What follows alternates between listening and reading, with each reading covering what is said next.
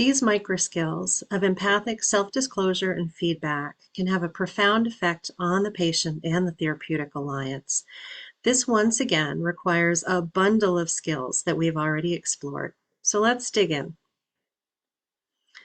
For most of my career, I believe that my job was to be a mirror for the patient, expressing none of my personality in the session and just focusing on them and their needs.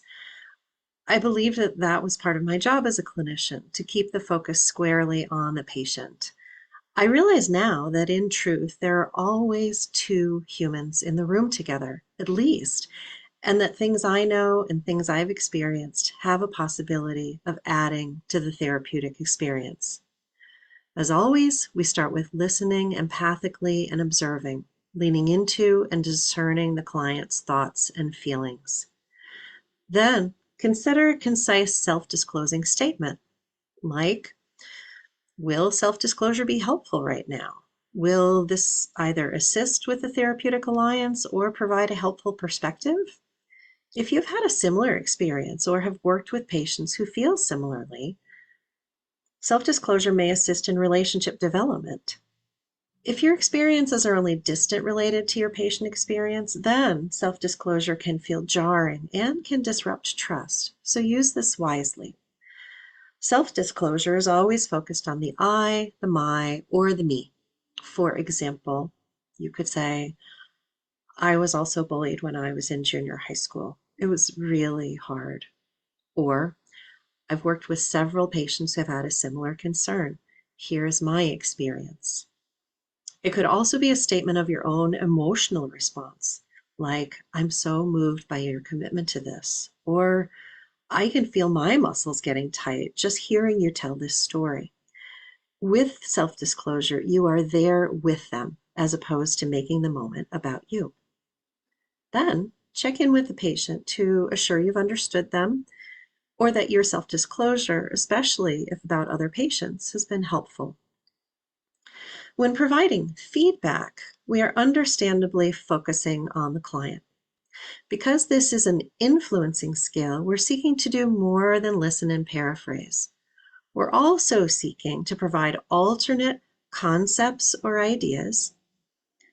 Gentleness paired with our observational skills will be crucial here. Begin with a feedback starter, such as, sounds like you might be ready or open to meeting some new people.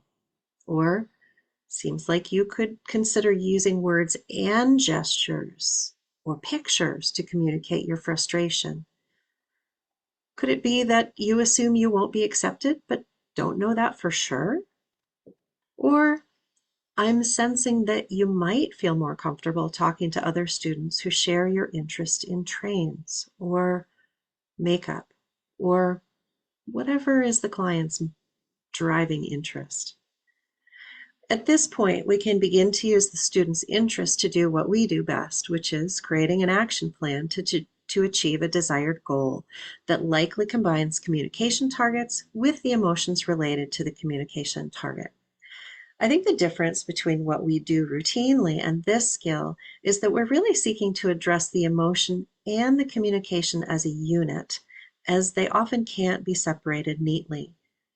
For instance, if a student is afraid to speak in class, perhaps the development of a goal with several concrete steps culminating in speaking in class would be helpful, perhaps also with some self-regulation strategies to assist with nerves in that situation.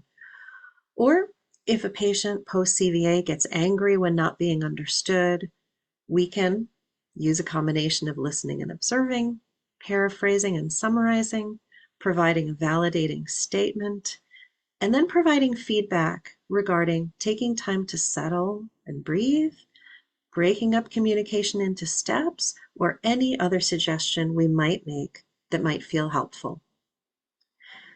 This week, see what happens when you use self-disclosure, feedback, and an action plan in combination to address communication or swallowing targets and the emotional component that often accompanies them.